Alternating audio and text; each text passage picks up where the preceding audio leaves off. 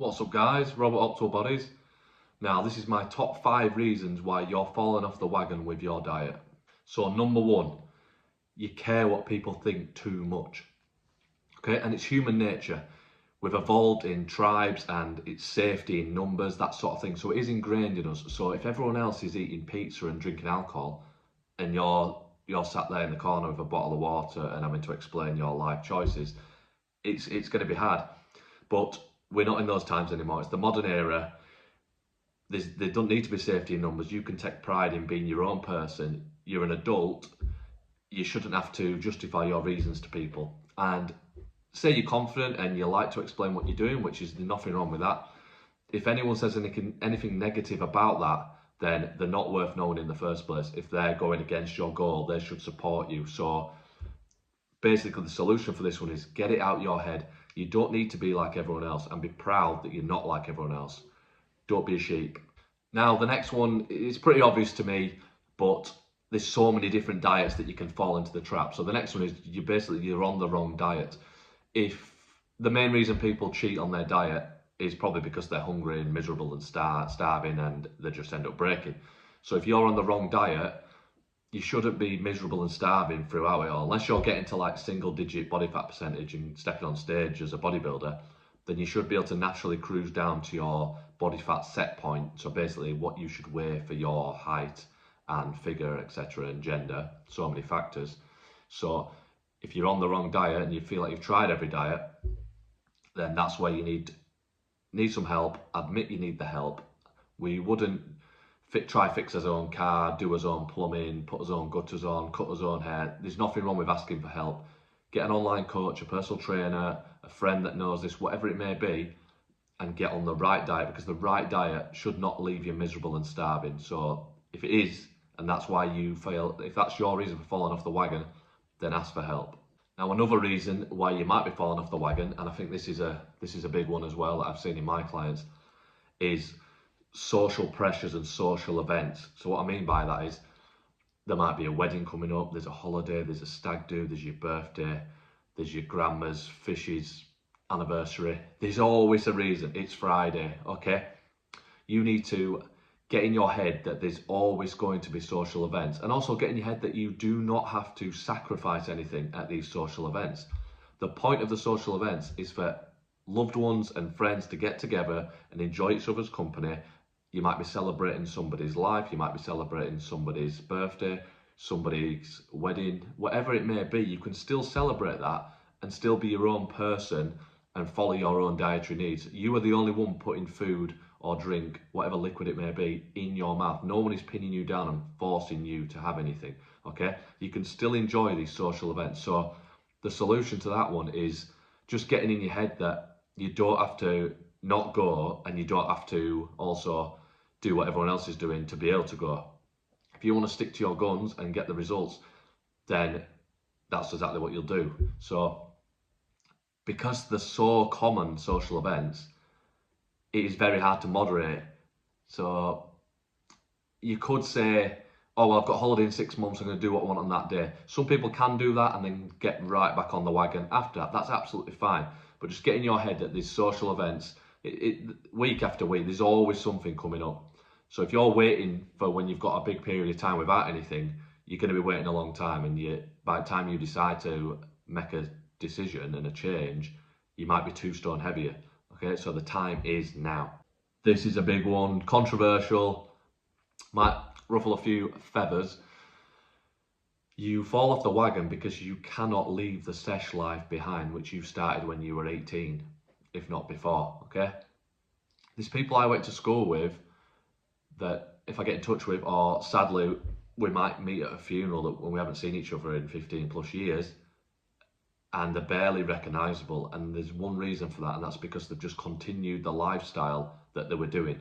They're going into the pubs multiple times a week, they're getting takeaways multiple times a week, and you're just living like an 18, 19 plus year old. And if you can't leave that behind, then it's going to catch up with you. It's going to be a heart attack in your 50s. It sounds harsh, but that is the truth. So, and a lot of people feel like they're missing out, and that's why they're still doing it. Also, there's a psychological part of it, because you've done it for that long, there's going to be an addiction there. Admitting that addiction is the first step, and then tagging it with a solution. It can easily be done. I'm nothing special. I've gone like 2,000 plus days sober now, and I can still enjoy myself. I can still go out if I want to, and I can stick to my guns and do what I want to do. So if you want to make a change and you're always falling off the wagon, leave the sesh life behind, because it's just going to drag you down. Anyone that you're out with and they're trying to force alcohol down you, just be strong. You're your own person. You don't have to try and impress people. You don't have to try fit into other people's narrative. If they're struggling to come to the terms to the fact that you're not drinking and not joining them, that's their problem. Okay, don't let them drag you down. Rise above it. Be a walking example. They'll see the results. You'll look healthier. You'll start to lose weight. You'll have a glow about you. And the ones that are worth bothering with, the intelligent ones, will follow you. They'll follow suit. And you can, honestly, it sounds bad, leave them behind. Anyone that's not coming with you, that's trying to drag you down, leave them behind. It's your own life. You're an adult. If you want it, this will lead me to my next point. So the last one, I'm going to start with this one, but I didn't want to lose too many viewers. It's a harsh one, a bit cutthroat, but the reason you're falling off the wagon is that you don't want it enough. It does sound a bit harsh, but if you think about it, it's true. If you wanted it, you'd do it, okay? Extreme example, if someone had your child hostage and they said, right, you need to lose 5 stone in 6 months and you can have your child back, what do you think is going to happen?